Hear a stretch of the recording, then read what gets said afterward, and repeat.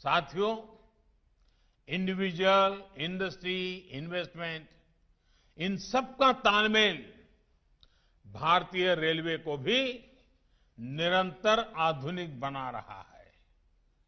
कौन भूल सकता है हमारे यहां रेल यात्रियों के क्या अनुभव होते थे।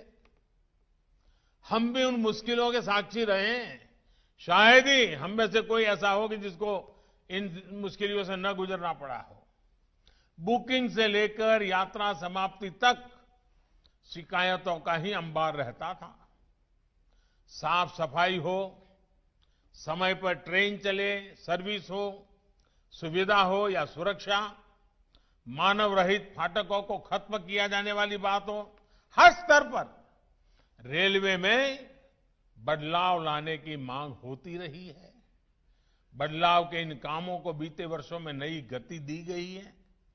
स्टेशन से लेकर के डिब्बों के भीतर तक साफ सफाई हो या बायोडिग्रेडेबल टॉयलेट्स हो, खाने पीने से जुड़ी व्यवस्थाओं में सुधार हो या टिकट बुकिंग के लिए आधुनिक व्यवस्था हो, तेजस एक्सप्रेस हो, वंदे भारत एक्सप्रेस हो या विस्टाडोम कोचेज का निर्माण, भारतीय रेलवे आधुनिक हो रही है, तेज गति से हो रही है और भारत को तेज गति से आगे ले जाने के लिए हो रही है।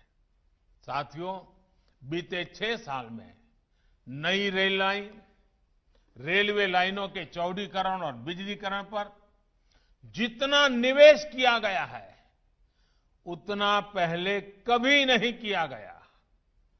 रेल नेटवर्क पर फोकस करने से भारतीय रेल की स्पीड भी बढ़ी है और उसका दायरा भी बढ़ा है।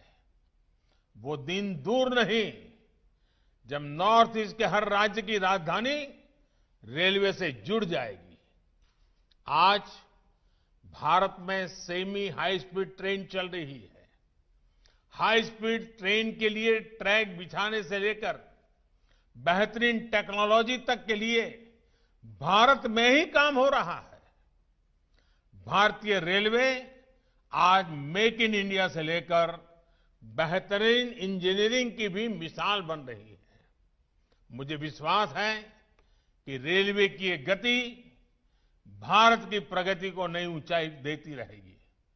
भारतीय रेलवे इसी तरह देश की सेवा करती रहे, इसके लिए मैं सभी रेलवे के साथियों को ढेरों शुभकामनाएं देता हूं।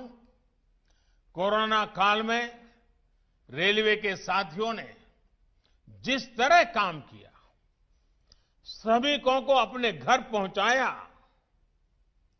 मुझे पक्का भरोसा है कि मेरे देश के करोड़ों करोड़ ऐसे साथियों के हमारे रेल कर्मियों पर खूब सारा आशीर्वाद बरसाया है।